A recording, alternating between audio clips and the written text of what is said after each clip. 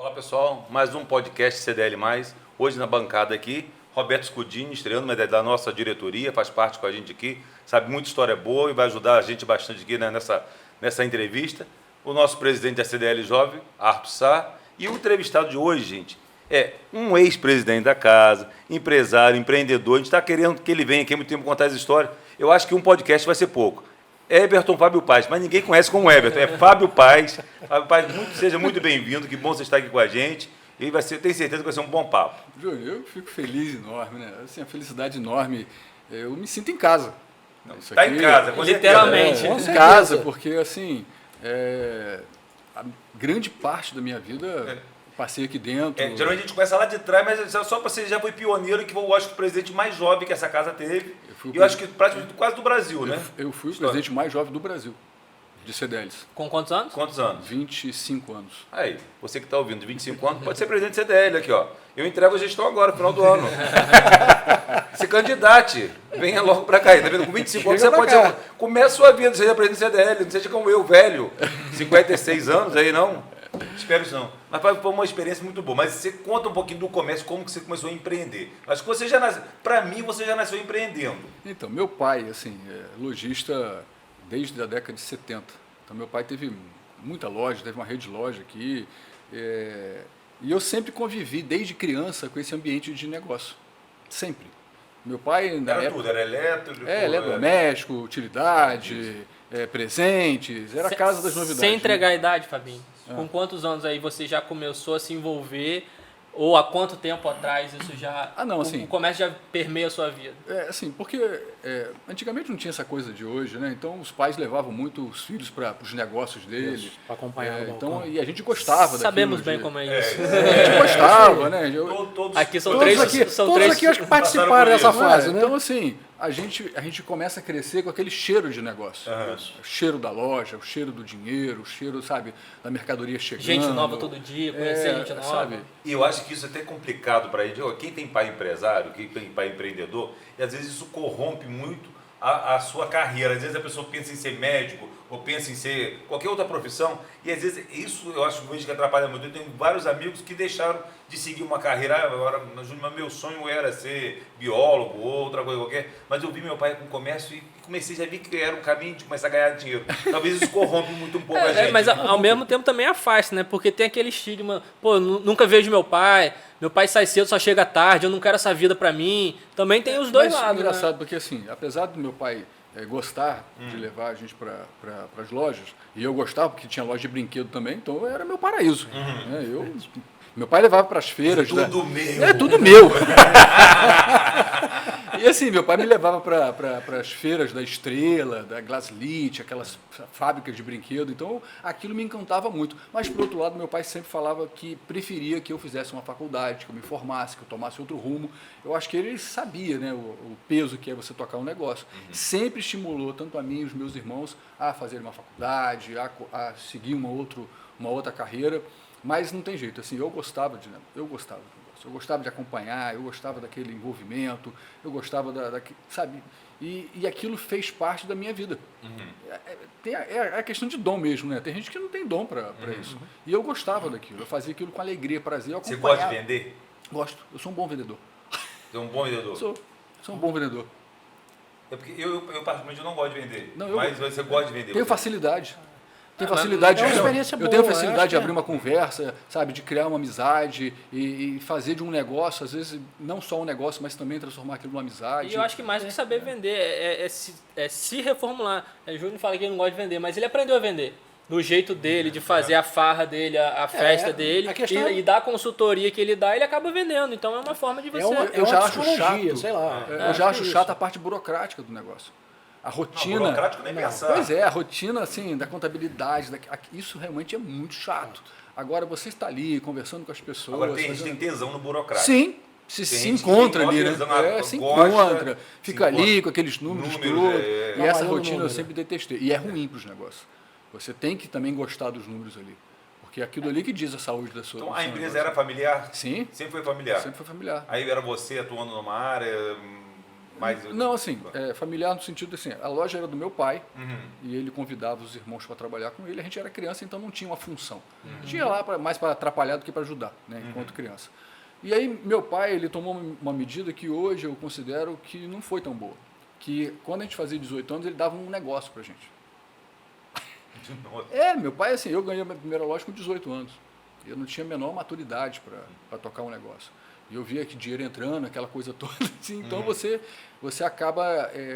Também na mesma área? Sim, na mesma área. Ele pegava uma das lojas dele, olha, isso aqui agora é seu. Agora é seu. É seu. Toma frente. Nossa, que doideira, hein? E papai fez isso com muitas lojas dele. Né? Então eu acho que isso foi um movimento equivocado. Hoje, a gente analisando, foi um movimento equivocado. Porque o certo era você manter tudo concentrado e você ir amadurecendo os herdeiros para tomar conta do negócio. Então, fazer um assim, acompanhamento, né? aí os meus irmãos, todo mundo foi pegando sem maturidade nenhuma. Alguns foi fechando, outros, sabe, não gostaram do negócio. Ou seja, enfim. Mas ele não tinha ingerência na gerência de vocês? Não. Ele quando dava, entregava. Ele dava mesmo. Ele dava um negócio com estoque. Olha que é um tipo de criação que eu não tinha visto ainda essa experiência aqui ainda não. Não, e é cara essa experiência, Sim. né? O meu pai foi cara. Porque a gente tem trago aqui pra gente bater papo, né? Muito empreendedor de sucessão familiar também. E essa a gente nunca tinha visto essa versão, né? Essa versão de um pai entregar, já apostar direto. 18 anos. Eu fui emancipado com 16, pra você ter ideia. Meu pai acreditava, sempre estimulou muita gente. Então, eu com 18 anos, eu ganhei minha primeira loja, sem maturidade, sem nada, assim, mas a gente foi tocando, né? Eu gostava, sempre gostei muito de ler, então eu virei o negócio com uma livraria, com utilidade doméstica, com aquela coisa toda. E a gente foi crescendo bastante. Eu consegui realmente ter um crescimento considerável, mesmo com a minha imaturidade, eu consegui ter um crescimento considerável. De uma loja, eu cheguei a ter 5 lojas em Campos, 3 grandes depósitos, e eu me tornei o maior vendedor de fogões do interior do estado do Rio de Janeiro. Isso em pouco tempo, né? Só que... Eu me lembro dessa premiação, sim. Isso mesmo, eu lembro. Foi uma coisa... Realmente a gente teve uma participação grande aqui no comércio de Campos. Só que essa minha imaturidade me custou caro quando começou a chegar concorrentes mais preparados que eu, que foi o caso da Casa Bahia. Então, quando a Casa Bahia se instalou em Campos, ela se instalou na frente do meu negócio. E o que a Casa Bahia fez? Ela foi para dentro do meu negócio e contratou os meus melhores vendedores, meus gerentes, tudo, tirou tudo dentro de mim. Não existia ética, né? Não, até hoje não tem, né? Hoje, na verdade, Não mudou muito. Até hoje não tem. Não mudou muito. E aí, o que acontece? A minha capacidade de compra, de poder de compra, era infinitamente menor que a deles. Eles, na época, não tinham 300 lojas, eu só tinha 5. Mas você era agressivo no seu negócio? Você sim. um vendedor bom de uma outra loja, você convidava para trabalhar na sua empresa? Sim, sempre foi muito agressivo. Para crescer, a gente tem que ser um pouco agressivo. Né? A gente foi agressivo. Só que, assim, eu me deparei com um concorrente muito mais preparado que eu. E eu tenho que admitir, eu não estava preparado, não tinha nem maturidade, eu não tinha nem a tecnologia do meu negócio toda preparada para aquele embate. O poder de negociação também dele. Nenhuma. Para você ter ideia, Júnior, eu comecei a fazer conta, cada televisão que eu vendia, eu tinha 5% de prejuízo. Nossa. Eu vendia e eu tinha prejuízo. Então eu passei, por um tempo eu ainda tentei enfrentar, fazia campanha publicitária, sempre gostei muito de publicidade, fazia muita campanha publicitária, dizendo que você não precisava comprar nem no Rio nem na Bahia, que Campos tinha loja boa para fornecer para você. Só que, assim, você não aguenta por muito tempo uma concorrência dessa perdendo dinheiro. Então chegou um momento, assim, eu lembro exatamente quando eu tive que fechar o meu negócio. Sua loja era Casa das Novidades. Casa das Novidades. E quando você falava que não precisava comprar nem no Rio, na Bahia, você já tinha um pé no marketing também, né? Sim, sempre gostei muito. Sempre gostei muito, sempre adorei marketing, assim. Pra você ter Frases ideia, impactantes. a minha mãe, cara, me mostrou um caderninho que eu tinha, que eu simulava, que eu fazia revista quando eu era criança. Eu pegava um caderno em branco e fazia notícias numa revista. Então eu sempre gostei disso.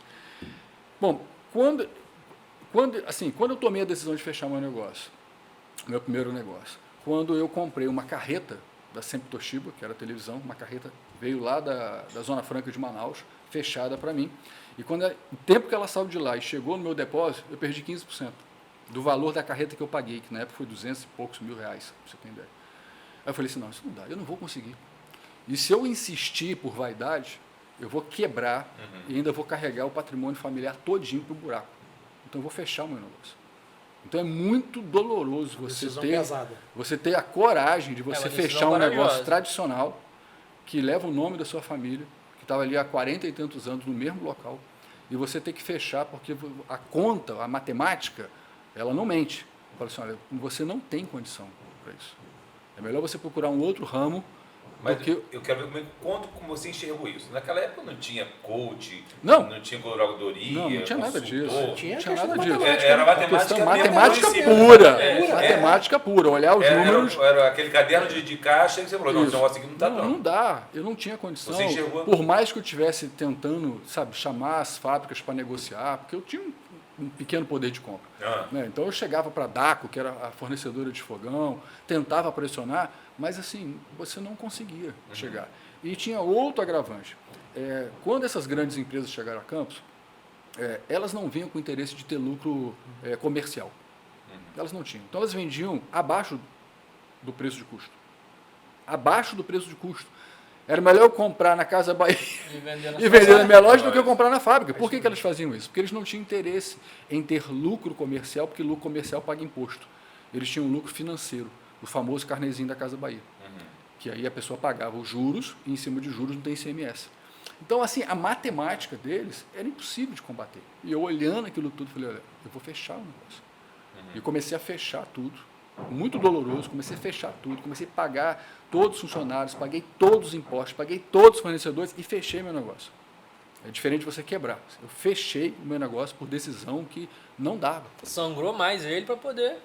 Sangrou mais seu negócio, né? Porque você teve que descapitalizar naquele momento para você rescindir com todo mundo, não, pagar mas tudo. ali eu já montei um programa para fechar. Não tem jeito. E eu comecei a olhar muito para o ambiente e falei assim, meu Deus, eu tenho que fazer isso. E eu acho que eu tomei a decisão certa na época, porque os nossos amigos que não tomaram essa decisão, eles quebraram. Foram engolidos. E perderam o patrimônio deles, todos. Assim como você, vários aconteceu. Foi muito ruim eu olhar os nossos amigos, que aqui a gente sempre teve amigos no comércio. Vai lá atrás e volta o cara na frente. Você vê hoje, esses gigantes também estão sendo engolidos. Sim, né? É assim. Cadê Ricardo Eletro? Cadê outros nomes? Não precisa sempre voltar lá atrás de assim. Tesla, Brastel, não precisa nem voltar esses nomes. Todos Mas foram engolidos. o processo, assim. É o processo, né? Você vê Magazine Luiza comprando a Kabum, e um tentando engolir o outro, né? Você vê que o Pão de Açúcar comprou a Casa Bahia junto com Ponto Frio. Hoje você compra num lugar, você não sabe nem mais onde você está comprando. Você compra em um e vê a nota do outro. Pega uma loja americana que era... Né, então eu fechei. De vendas e de repente vem todos os isso, assim, e aí é uma dica para quem está empreendendo, tem que olhar para os números. Porque você que também ficar insistindo por vaidade, eu não posso fechar o negócio, você pode acabar quebrando e levar tudo embora. Então eu consegui salvar parte do nosso patrimônio, né, consegui me reerguer em outros ramos, né, fui procurando outras coisas, então eu sempre fui empreendedor, sempre gostei dessa coisa. E aí, graças a Deus, deu volta por cima. E aí você foi para qual área? Então, eu fui para a área de instrumentos musicais. Não vendi instrumento musical, eu ia te perguntar, se já lá atrás você não vendia instrumento musical? Não, eu vendia violão, assim, mas muito pouco. Aí não, aí eu montei uma loja especializada realmente, a gente trabalhava com atacado também de instrumentos musicais. E aí eu comecei a ver que o meu faturamento, que antes eram alguns milhões de dólares, eu faturava menos agora, mas eu tinha mais lucro. A margem era melhor.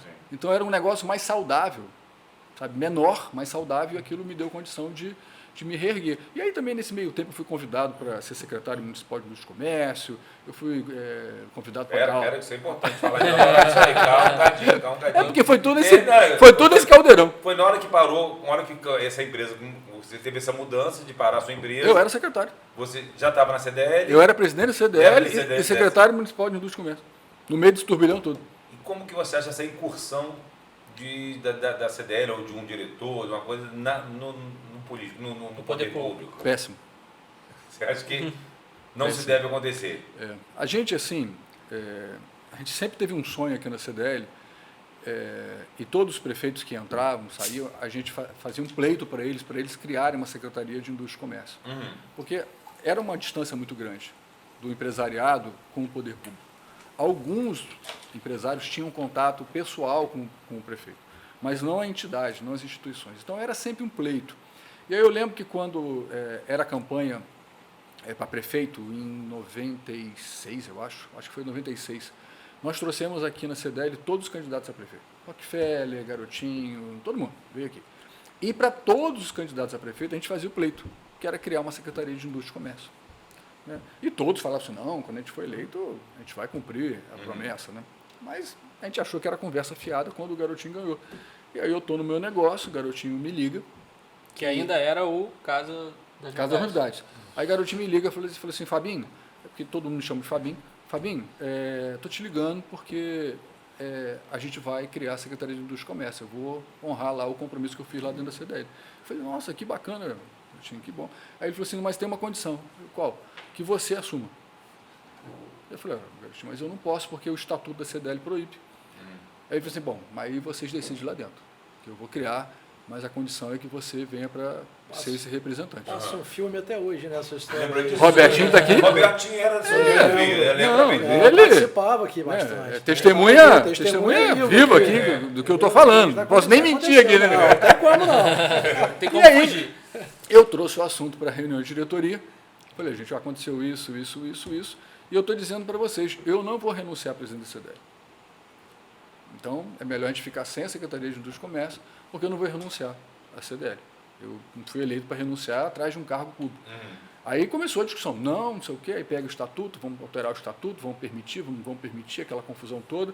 E aí eu deixei aquilo ser conduzido pela diretoria e pelos os nossos diretores mais experientes, Odilon Martins, seu pai, né, Fabiano naquela época, Jacinto. Então, deixei eles conduzir o processo. Jorge Jesus, Zé de Jesus.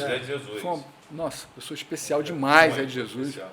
E todos eles conduziram para fazer a alteração do estatuto, para que a Assembleia autorizasse que eu participasse do governo simultâneo. Mantivesse a presidência na presidência da CDL e pudesse ser secretário. E aí isso levou a discussão para a Assembleia e foi alterado com apenas um voto de discordância, de Celim. Que ele levantou assim, eu só quero votar contra porque a unanimidade é burra. Celinho é uma figura, né? E aí foi aprovada essa alteração do estatuto que permitiu acumular tanta secretaria. Foi a única vez que aconteceu isso aqui também nessa casa, né? Mas não é bom. Você acha que não é bom? Não é bom. Não é bom porque, olha só, quando eu assumi lá a secretaria em janeiro, junto com o governo, logo depois o Garotinho tentou colocar um aumento de IPTU de quase 100%. E aí, como é que eu fico? Eu, presidente da casa, secretário de governo, eu sendo pressionado pela imprensa, sendo chamado para dar entrevista na TV Norte Fluminense, todo mundo querendo saber como é que eu ia me manifestar, e eu falava, eu sou contra o aumento.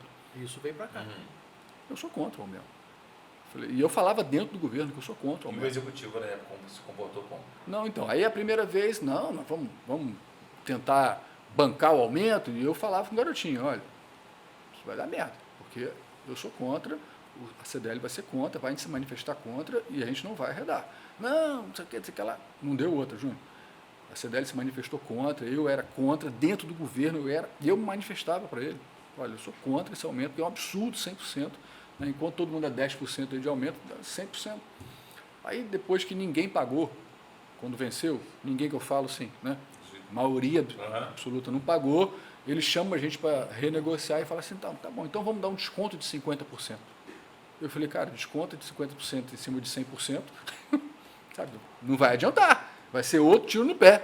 E, de novo, a CDL vai se manifestar contra. E aí a gente se manifestou contra. Ou seja, resumindo, ele teve que ceder e só deu 10% de aumento. Mas é muito ruim você envolver, sabe, a CDL junto para dentro do governo. Você jogar a CDL dentro do governo. Porque eu consegui manter firme, mas às vezes a pressão é muito grande, sabe? Tem gente que não consegue virar para um prefeito e falar, olha, eu sou contra. Discordar. É difícil. Né? É difícil. É difícil. É da mesma forma que a gente começa a ter, no momento que a gente passa atualmente, alguns acordos políticos e algumas nomeações, e eu fico até pensando, a pessoa nomeada, se ela presta continência a quem foi o vereador que indicou ou ao executivo do município. É complicado. E às vezes até a entidade também. Né?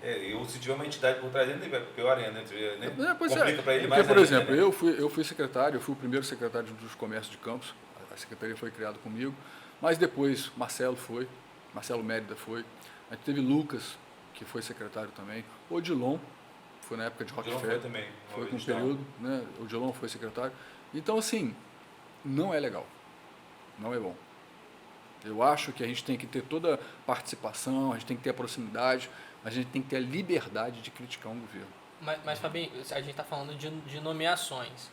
Mas e se, por exemplo, como a gente tem em outras CDLs que são candidatos cabeças de chapa, como a gente tem o pessoal lá de Niterói. Aí muda tudo. Hoje da federação, né, do estado do Rio. É vereador. O Fabiano foi candidato a vereador.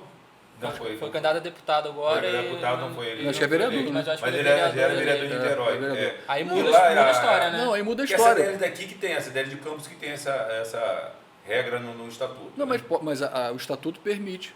É só a Desde Assembleia que haja alterar. uma Assembleia A Assembleia permite. aprovando. Fazendo essa... Mas eu sou a favor, por exemplo, da gente ter um candidato.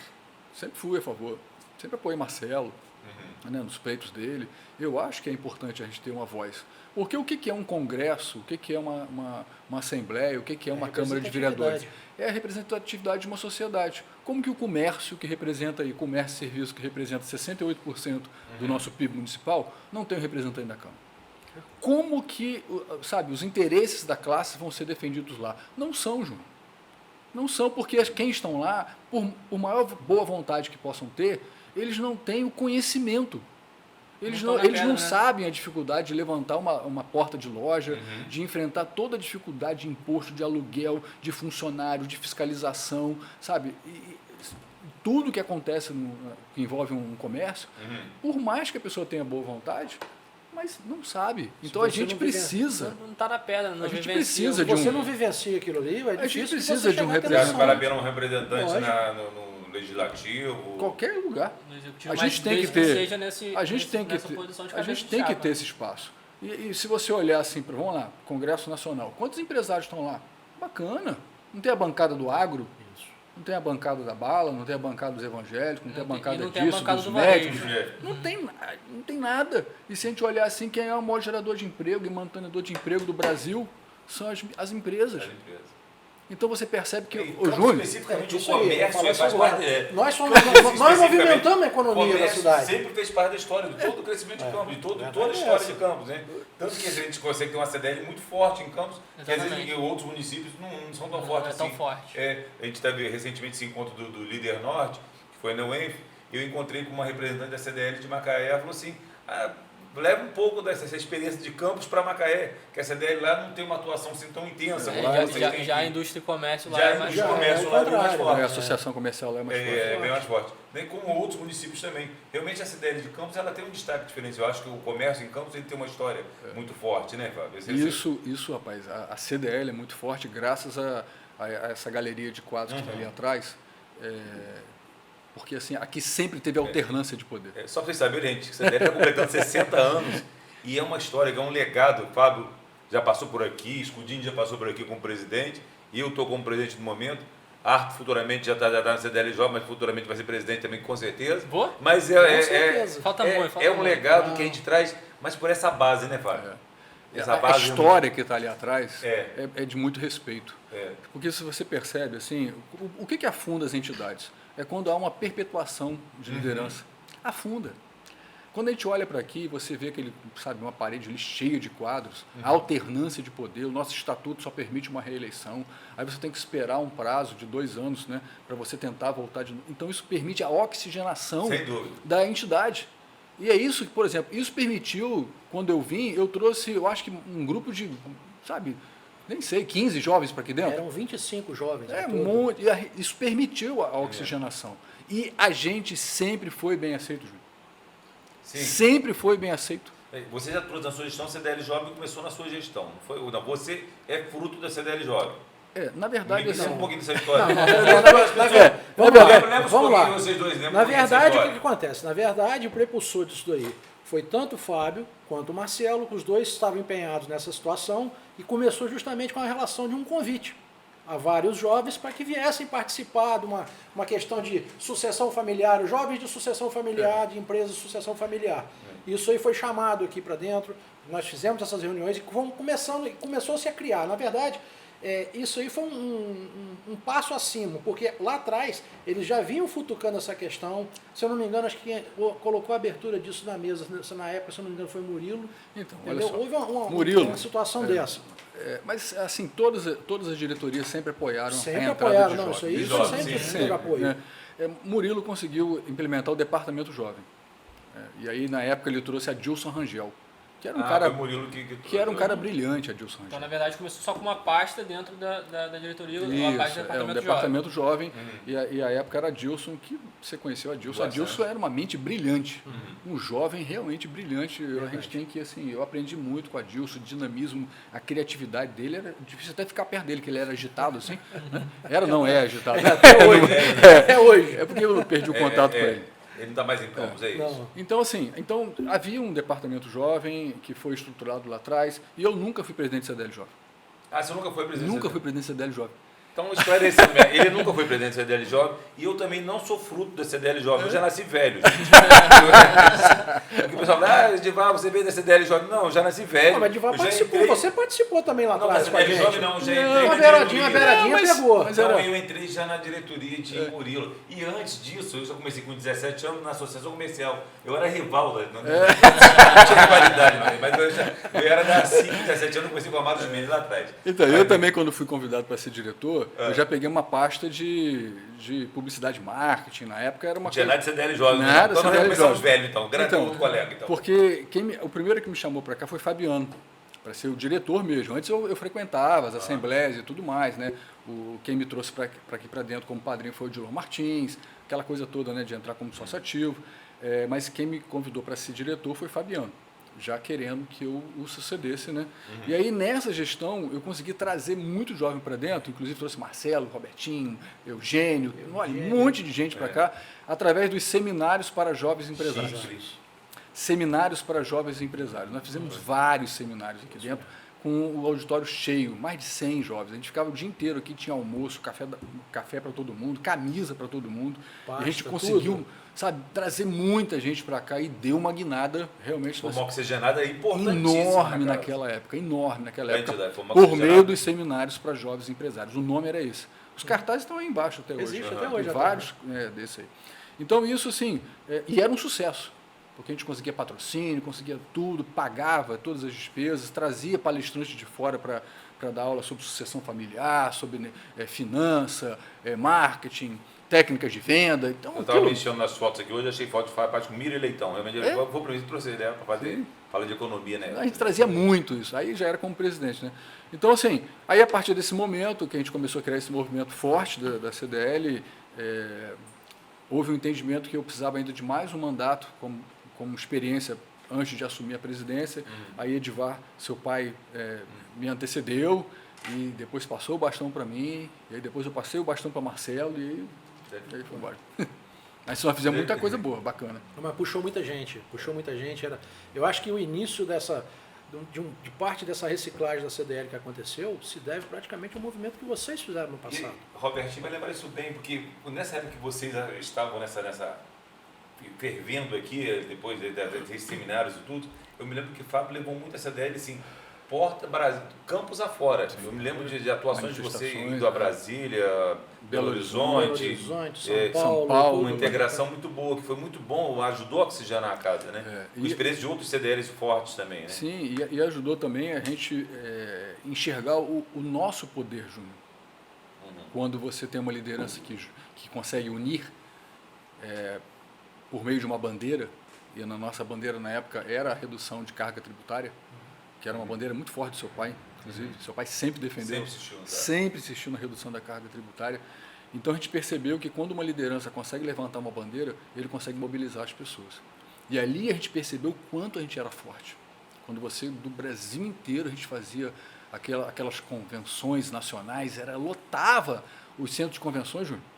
Lotava, e todo mundo empenhado, sabe? Todo mundo... Eu lembro até hoje do enterro que nós fizemos simbólico aqui, da carga tributária aqui na Praça São Salvador, e saímos daqui e fomos fazer esse enterro em Goiânia. Sim. Um grupo, e o mesmo grupo que participava do Departamento Jovem aqui, embarcou para a convenção de Goiânia, para poder a gente... Tivemos convenção também no Natal. A gente agitou muito. E eu comprava muita briga, Ju. eu sempre fui brigão. Eu sempre falei assim, ó, cuidado, não deixa eu falar não, senão eu vou arrumar a briga aí. Eu sempre fui brigão, então a gente arrumava, sabe? A gente era muito forte nos nossos posicionamentos em relação à carga tributária aqui de Campos, em relação a tudo que você puder imaginar, a gente brigava feio. Uma vez eu briguei com o bispo aqui, que ninguém deve brigar com o bispo, mas uma vez eu já briguei com o bispo por conta de feriado, cara. Você tem ideia, assim, então... Era um excesso de feriado. Era excesso de feriado, um monte de feriado religioso, um monte de feriado assim, e o comércio sofrendo. E é aquilo que eu estou falando, ninguém tem que... Sabe, quem sabe a dor de tocar um negócio é quem toca o negócio. Tá ali dentro. Então, a gente olhava assim, aí o que eu me peguei na época, assim, em relação a feriado? Bom, a Constituição diz que você só pode ter 4 feriados municipais. A gente tinha mais. Se baseou na lei. Aí eu virei pro bispo e falei, escolhe qual feriado o senhor quer manter. Porque a gente vai bater nisso aqui, a gente vai... Fazer ali prevalecer. E até hoje ainda existem os feriados municipais, mas é até um contrassenso, ou uma coisa... vamos dizer, tem um feriado de Santa Amaro. Tudo em Santa Amaro funciona, mesmo na cidade, né? O feriado só vale para pedra, né? Então, só no centro. Realmente existe esse contrassenso. Mas você vai estar falando isso tudo aí desse Fábio guerreiro, brigão, mas aí eu também fico me lembrando desse Fábio solidário, que vai para a África, como que entrou também isso na sua vida? Como é que você faz esse equilíbrio? Como é que foi? Mas, por meio da minha família, sabia? Meus pais, assim, sempre levaram os filhos aos domingos para frequentar. Por exemplo, eu visitava ali o Educandário dos Cegos. A gente levava algumas doações e tudo, o Asilo do Carmo, o Asilo, né, dos Velhinhos. Então, meu pai sempre cresceu levando a gente para... Isso era uma orientação familiar. Era um hábito familiar, e que aquilo realmente, sabe, criou uma memória boa em mim. Por isso que é importante os pais criarem boas memórias, né? Aquilo criou uma boa memória em mim. E eu por mais que a gente crescesse financeiramente no negócio, eu via sempre meu pai muito solidário. A minha mãe fazia crochê, tricô, sei lá, para doar. Minha mãe frequentava essas ações das senhoras que iam nos hospitais para dar enxoval, aquelas coisas todas assim. Então, o meu ambiente familiar sempre me permitiu olhar para esse outro lado. Nunca deixou a gente ser egoísta. E isso foi muito importante para mim. Então, quando eu cresço financeiramente, eu amadureço, e aí eu viajo, sabe, o mundo inteiro, eu visitei os lugares mais luxuosos do mundo. Quando eu vendi o diário, aí já dou um salto lá para frente, né? Aí quando eu vendi o diário... Conta um cadinho, como é que você chegou no diário? Eu cheguei no diário por conta de Mauro Silva. Dá uma contadinha nessa história, vamos lá. Então vamos dar um recorte aqui. Vamos dar um recorte aqui. Eu era secretário de Indústria e Comércio, e aí um dia, numa das convenções partidárias, vira Mauro Silva, fala para mim, Fabinho, vamos montar um jornal em Campos. Eu, Mário Antônio Bittencourt e Ariston, da antiga Rádio Litoral. E a gente queria te convidar para você entrar de sócio, porque você é um cara do meio empresarial, você vai abrir as portas para entrar anúncio e tudo mais. Eu falei, Mauro, mas eu não entendo nada de jornal. Pai, você não precisa trabalhar não, rapaz, só preciso que você abra as portas para a gente do meio empresarial. Eu falei, então tá bom, então bom. Eu gostava das coisas, né? E aí, assim, um ano depois, ou menos de um ano depois, Mário Antônio pediu para sair, e depois Ariston pediu para sair, por último, Mauro Silva falou assim, Fabinho, eu vou embora para o Rio, se você quiser comprar o diário, eu te vendo, mas eu não quero ficar, não vou ficar. Eu falei, bom, eu compro, mas o diário é deficitário, eu vou te pagar R$1 por ele. E Mauro não veio lucro ainda não. Não veio. Na época. Não, né? mas depois a gente conseguiu reverter. Lógico. Né? Até esse momento era deficitário. Deficitário, né? E aí eu comprei, peguei um pepino danado, né? Comprei o diário e depois a gente conseguiu dar a volta por cima. Eu fiquei no meio de uma confusão política desgraçada na época, não sei se o Júnior lembra disso. Arnaldo achando que eu era ligado a Garotinho achando que eu era ligado a Arnaldo, e eu com um diário no meio, sendo secretário de Indústria e Comércio, uma confusão danada. Aí acabou que eu saí do governo de Arnaldo e aí fiquei tocando o jornal sozinho. Né? E aí eu consegui reerguer o jornal, a gente conseguiu comprar um equipamento próprio, a gente conseguiu... Eu me lembro bem de você botando uma nova cara no diário. Foi nessa época que você estava... Era a gestão sua. A gestão era sua. Meu. Aí eu comprei, fiquei sozinho mesmo. Teve um dia que o Garotinho me chamou lá no Palácio, Fabinho, afinal de contas, o diário é de quem? É meu. Aí Wilson me chamava, Arnaldo, Fabinho, o diário de quem? Aí, agora eu comprei. Mauro não tem mais nada com isso, o Mário Antônio, saiu todo mundo e eu comprei. E aí você tem toda uma experiência empresarial. Aí eu peguei, sabe? Aí dá uma guinada, né? Aí eu joguei para dentro mesmo o negócio, consegui fazer, sabe, transformar ele num produto vendável. A gente chegou a ter o maior classificado da região, João. A gente tinha aí 10, 12 páginas de classificados. Todas as concessionárias de campos anunciavam com a gente, todas as construtoras anunciavam com a gente. Realmente a gente conseguiu criar um bom produto aqui. Né? E assim, era um produto agressivo, Campos vivia uma cidade rachada, então o nosso concorrente ele falava uma coisa e a gente falava outra. Então assim, a cidade realmente rachou naquele momento. Mas empresarialmente foi importante. Porque eu encontrei um nicho. Porque a pessoa imagina o seguinte, ele vem com a visão empresarial e ele vai tocar um jornal, que a pessoa pensa assim, para tocar um jornal tem que ser jornalista, ou tem que ser uma heredidariedade eu tenho que ter bons jornalistas, né? Mas eu tenho você contratou bons jornalistas, você trouxe toda uma experiência empresarial. Tem que montar a equipe, né? Como todo líder, tem que montar a equipe. Por exemplo, nada impede de um empresário montar uma clínica. Uma clínica, exatamente. Eu ia essa referência. Desde que ele tenha estrutura e capacidade para montar, ele tem que ter visão, né? A visão dele, acabou. E eu gostava muito de marketing, né? Eu sempre fui um leitor voraz de jornal. Todos os jornais, revistas, eu sempre li muito, livros e tudo. Até hoje eu tenho uma biblioteca na minha casa de livros lidos. Oratória, você fez curso? Fiz vários cursos de oratória. Fiz vários cursos. Fiz pela Câmara Júnior, com o Andrauzinho, fiz aqui, fiz pelo Rotary e fiz um em São Paulo. Eu acho que ajuda muito. Muito, ajuda profundamente. Dado o corte, qual você acha que foi o momento ali do diário, que é onde a gente vai voltar no que a gente estava falando, e que você fala assim, realmente, era algo deficitário, que eu comprei lá por R$1, já fiz ele ganhar dinheiro, já reergui levou uns 3 anos para essa virada. E aí qual é o momento que depois você fala, não, já fiz o que eu tinha que fazer, agora eu faço... O negócio era bom, mas eu enchi o saco, porque eu respondi 170 processos, eu recebi 6 pedidos de prisão contra mim, pela lei de imprensa, porque o diário era muito agressivo. Né? Politicamente era muito agressivo.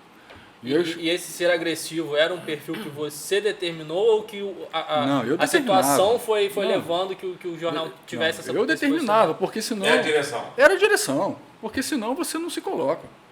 Não dava para ser mais um concorrente, sabe, mansinho. Não dava. Você tinha que realmente partir para dentro. É aquela agressividade de negócio que a gente falou no começo. Exatamente. Então a gente foi muito agressivo. Eu fiz parceria com a revista Isto É. Eu fui para São Paulo buscar uma parceria.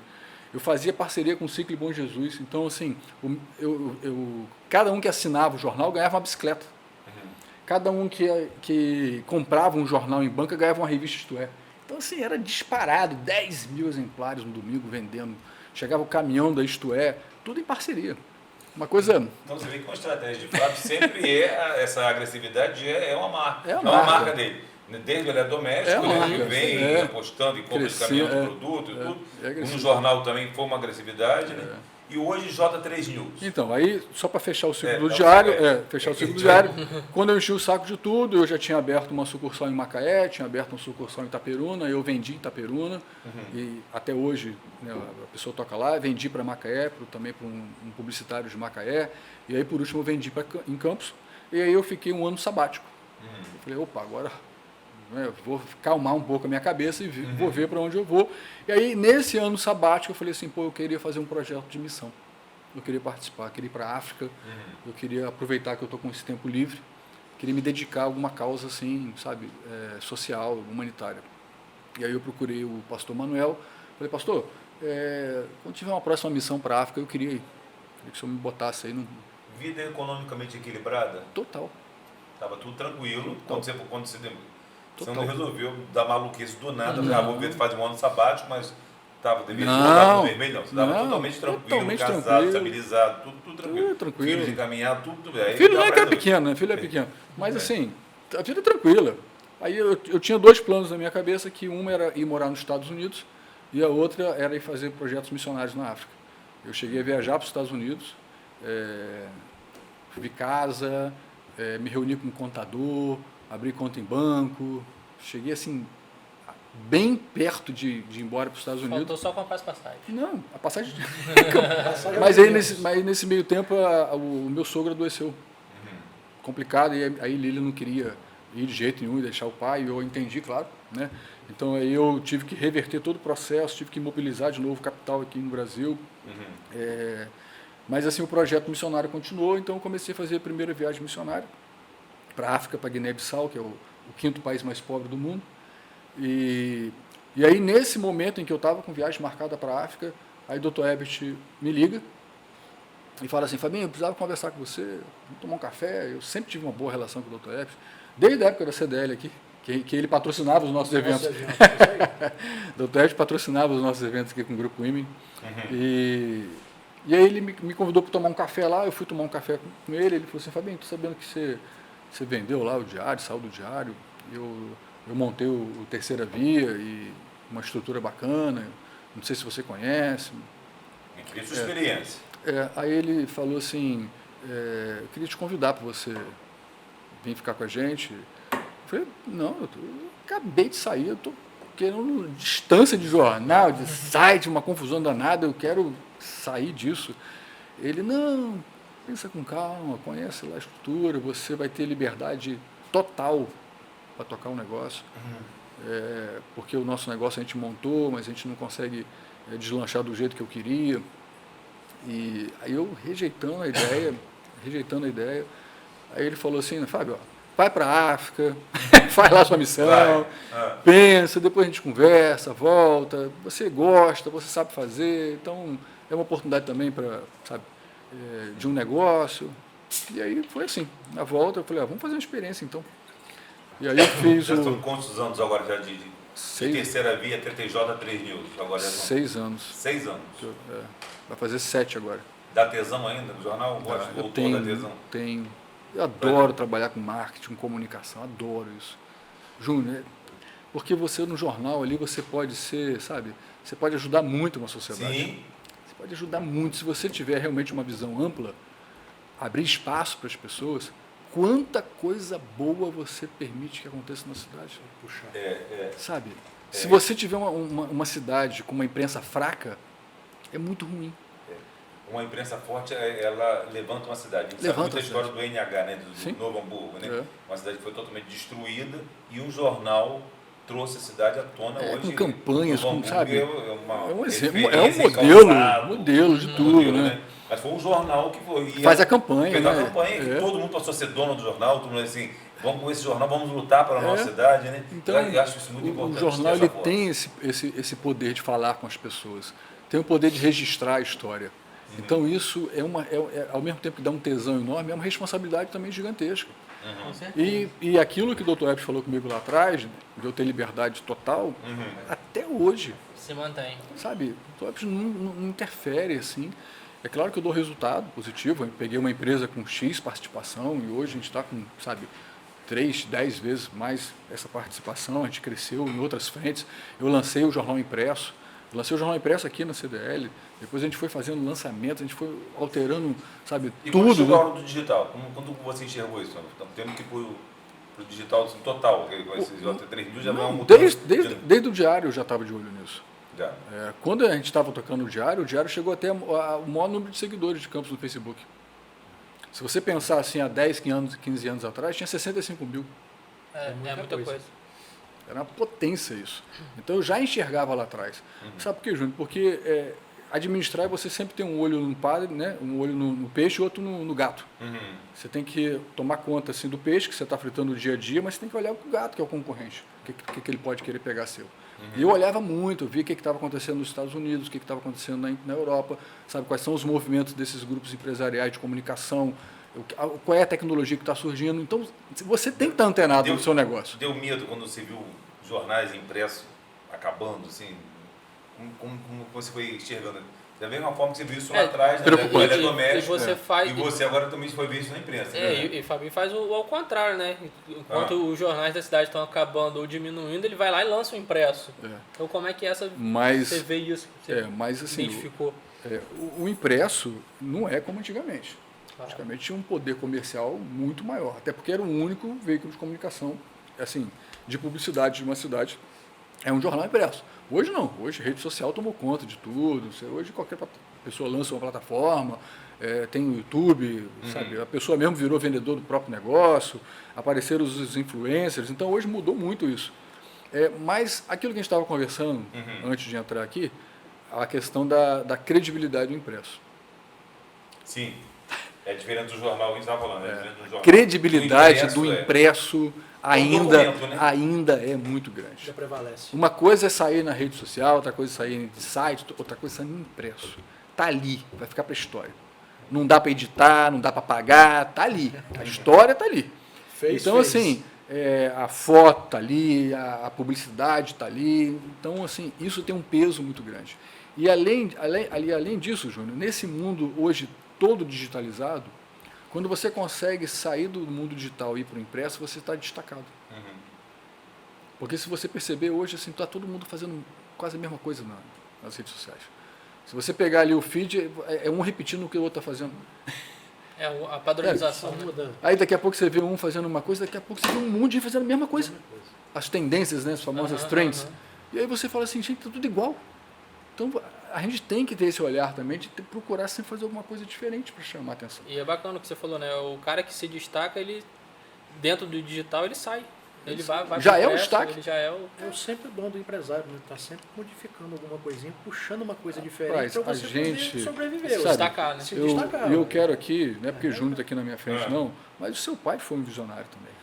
O seu pai, quando ele começou, ele tinha um negócio e ele percebeu para onde a sociedade estava caminhando e transformou o negócio. Ele transformou o negócio a ponto das pessoas, daquilo virar uma grife. E essa é a visão empresarial de acompanhar a tendência do que está acontecendo. De máquina de costura para móvel de popular, estilo, né? Estilo e depois entrar com um móvel de um padrão alto, mais alto, né? Então, uma coragem. Uma coragem. Ele construiu isso e a gente pode fazer isso. A gente percebe outro exemplo em Campos também, a Jacinto, assim uma mudança. Que também era um depósito de construção e virou uma mega, né? A gente pode perceber assim outras grandes empresas que vão se transformando. A gente tem orgulho também do Superbom, que começou com um supermercadozinho pequenininho, virou uma potência. Então, assim, a visão do empresário... Só pegar o gancho do Superbom, né, que foi o nosso episódio 001, né, com o Joilson, ele contou, era uma bicicletinha que ele e o irmão pilotavam ali dentro lá do interior de Campo Novo, que ele costuma falar, não é nem em Barcelos, é dentro de Barcelos. É Campo Novo, é um buraco lá. É um buraco lá. Eu pedalo lá às vezes. Eu passo lá pelo depósito. Mas você está falando do jornal, estou até me lembrando que o jornal vira um documento. A gente está até já chegando aqui umas visitas nossas aqui, Guru, do pessoal do Procon está chegando aqui. O jornal é um documento, né? É um documento histórico. Já fez levantar muita empresa, você fez tombar também muita empresa, né? Sim, muita empresa. É um documento que você pode ir no Procon e apresentar no jornal. Né? É isso mesmo. É a publicidade, né? A publicidade tá ali, ó, impressa, né? E Fabinho, como é que você está vendo, já que a gente está tocando nesse assunto, acho que nada mais atual que aí a PL das fake news, a gente entrar um pouquinho nisso, é de como o jornalismo tem conduzido todos os acontecimentos e a própria interpretação da população, né? Como você tá vendo isso? E falar um pouquinho também da pele das fake news, óbvio, mas também essa condução desse jornalismo que está direcionando mesmo o pensamento da população nesse mundo que a gente está vivendo tão polarizado e de brigas e de questionamentos. Assim, vamos voltar um pouquinho assim e falar daquilo que Humberto Eco dizia, né? Que a internet é maravilhosa, mas ela daria voz aos idiotas. Então, Humberto Eco falou isso lá atrás. Tem dado. E é o que a gente vê. Está se comprovando. Porque, sabe, gente, quando você fala assim de notícia é realidade, é fato. Sim, fato. Não é uma interpretação. Exatamente. Não é a minha visão. Um acidente é um acidente. Né? Um acidente é um acidente. Aquilo aconteceu. Então, é notícia. Isso se chama realidade. E é diferente de opinião. E aí o que acontece que as pessoas confundem opinião de notícia. Essa é a grande dificuldade. Sim. Todo mundo tem direito à sua opinião, mas a pessoa não pode querer transformar aquilo numa notícia. Dizer que aquilo é verdade. E aí as redes sociais, elas deturpam esse entendimento do que é notícia, do que está acontecendo ou daquilo que é a sua opinião. Então, não existe apuração nenhuma, não é apurado. Uma matéria de jornal tem que ser apurada. Tem que ser apurada, tem que ter vários processos, porque as pessoas estavam contestando. Tem que ter. Mas no digital não dá nem para acontecer isso, pela rapidez. Né? A minha muita mágoa do digital é esse ato que ficou de uma burrice muito grande das pessoas não estarem se informando. Sim, exatamente o que eu estou falando. Não é isso? Exatamente. A falta de informação. Aí a pessoa pega a opinião de outro e começa a compartilhar aquilo como se fosse notícia. Sim. E aí as pessoas acreditam. Aí as pessoas acreditam e falam assim, não, mas eu li isso ali em algum lugar. E o pior aí não sabe. Aquela história daquele político de campo que fala que 3 vezes aquela coisa é dita e vira verdade. Vira verdade. Na empresa não é dita, é insistido no digital, né? E essa técnica de comunicação não é de hoje. A manipulação da informação não é de hoje. Né? O grande manipulador de informação foi Hitler. Através do rádio. Ele pegava as informações, deturpava, colocava a visão dele, a opinião dele e contaminava as pessoas. Então, quando a gente fala de jornal, sabe, pode a gente gostar ou não gostar, mas quando acontece, é o que a gente dá. Quando tem opinião, aí você tem lá uma seção de opinião no jornal. O resto é notícia. Aí a pessoa fala assim, não, mas você apoia Lula porque você falou contra Bolsonaro. Você é Bolsonaro porque você falou contra Lula. As pessoas não conseguem, elas não leem a notícia. Elas não leem a notícia. As pessoas, às vezes, lêem um título, vê uma foto, imagina a opinião, cria aquilo na cabeça, porque hoje, sabe, tá com essa coisa tão rachada que você não pode criticar um lado, não pode criticar outro, porque automaticamente você já é rotulado. E as pessoas se perdem naquilo que é mais importante. Estamos na geração da manchete, né? Então a pessoa lê a manchete e compartilha. A verdade é justamente o fato de você fazer essa comunicação que você não sabe se é verídica, você replicar isso e chega naquela historinha antiga que a gente chamava de rato tamanco. Que você começa com a história aqui e chega lá no final, você chega com ela bem dilatada, de uma maneira totalmente deturpada, que você fala assim, uai, e aí? Você vai acreditar em quê? Mas que imprensa é um assunto que a gente polemiza. Estou pensando imprensa é uma coisa que dá muito assunto. Olha só, vamos dizer, Fábio, ele bota uma diretriz na redação dele, vamos dizer, não, somos idôneos politicamente e tal. Mas às vezes tem uma paixão, a gente tem uma queda por um político. Sim. E a gente aposta naquele político. E aí a gestão não começa a ser aquilo. E aí como é que vai o discurso do jornal? Ele tem que retratar. Ele tem que retratar. Eu também acho isso. E aí se você perceber, a grande imprensa, ela está fazendo isso. Ela está fazendo isso. Porque quando a gente olha, assim, claro que houve um apoio maior. Mas não tem réu confesso, assim, olha, eu apostei e vi que não é isso tudo. Não está tendo caso disso. Não tem. Não, tem no caso, por exemplo, não de imprensa, mas, por exemplo, Paulo Coelho. Sim. Que ele, tem pessoas que estão... mas imprensa não admite. Eu também não é. Mas você começa a perceber a mudança editorial. Você percebe. Por quê? Porque as realidades se impõem, Júnior.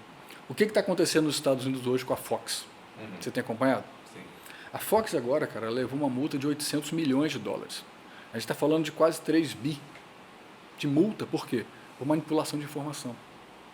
Sabe por quê? Porque ela, querendo crescer a audiência dela, ela começa a falar o que um determinado grupo da sociedade queria ouvir. E nem sempre aquilo era verdade. E aí entra o perigo da manipulação. Mas eu vejo muito isso no americano. O americano ele vai muito por esse caminho. Ele faz o discurso que o cara quer ouvir. Que ele quer ouvir. Vejo muito e aí, isso, sabe, aquilo traz... E aí você fala que não é a realidade, mas você fala o que aquele grupo quer ouvir. E aí você cresce no meio daquele grupo, só que isso não se sustenta, porque não é a realidade. Quando a realidade se impõe, aí vem o prejuízo.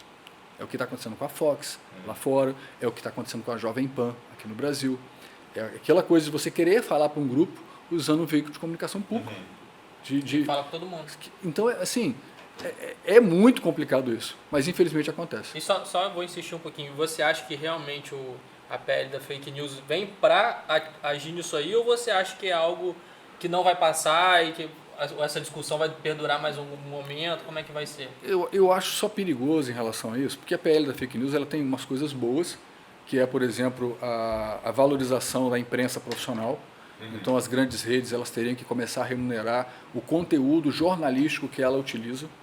Porque, por exemplo, o Facebook ele fatura em cima do meu produto. Sim. Quando você posta, Júnior, os seus vídeos, que tem aí, um monte de visualização, o Instagram fatura em cima de você. Sim. Em cima do seu conteúdo que você está criando e produzindo. O tal do algoritmo é uma série de coisas que ele faz que é só para ele, né? Então, quando agora essas redes elas vão ter que remunerar o veículo profissional, isso começa a mudar. Porque realmente valoriza o trabalho profissional. Então, isso já começa a diferenciar entre imprensa e aquele cara que abriu um sitezinho e diz que é jornal. Mas o jornal é ele só. Então, é o jornal de uma pessoa só. É mais ou menos quando o Júnior quiser repostar uma notícia do J3, o Instagram, o Twitter, onde você repostar, vai remunerar o J3 por aquela informação, aquele link que Mas se for considerado jornal. Isso. Não um sitezinho qualquer. Não um sitezinho qualquer. Então isso começa a distanciar essa... É muito bom pra gente ter falar com o Fábio, né? Estão avisando aqui que a gente está falando mais de uma hora já com o Fábio. Já passou? Daqui a pouco o podcast fica cansativo, mas a gente quer audiência total. Olha só, eu vou pedir para você me dar uma dica. Você que no meio de imprensa, eu perguntei isso também, o prefeito Vladimir Garotinho teve aqui há poucos dias. Hoje, quando você visualiza Campos, o que você acha interessante de investir em Campos? Para empreender em Campos, o que você acha? Apostaria em que caminho? Que setor? De setor? Setor ou negócio, o que você acha? Olha, Campos está carente disso. Não, vira jornalista, vai contar uma das carências. Eu fiquei preocupado, quantas carências todas não. Guarda um pouquinho. Deixa o jornalista comentar no jornal. Mas fala um empreendimento, uma coisa que você acha assim, poxa, eu acho que isso aqui é um caminho em Campos. Eu acho que falta muito espaço para lazer em Campos. Sabia? A gente não tem espaço bacana de lazer. E pode ser profissionalmente investido por empreendedor.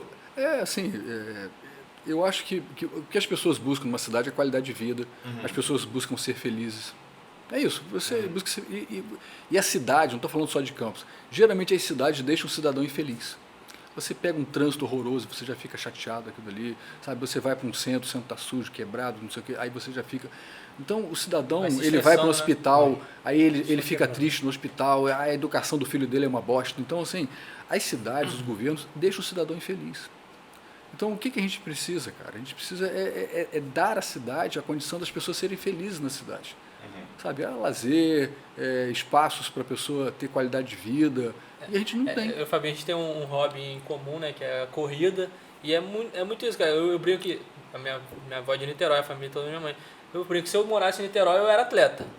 Porque você está falando, a cidade te convida a ir pra rua, a correr, a conhecer, te convida a estar ali.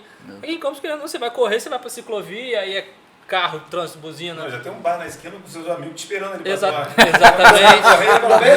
Ainda tem esse problema aí. Exatamente. Isso corrompe a gente. Então, a cidade... Eu fui corrompido, eu já fui atleta. Olha só. Eu atrás da pedaleira, eu fui corrompido.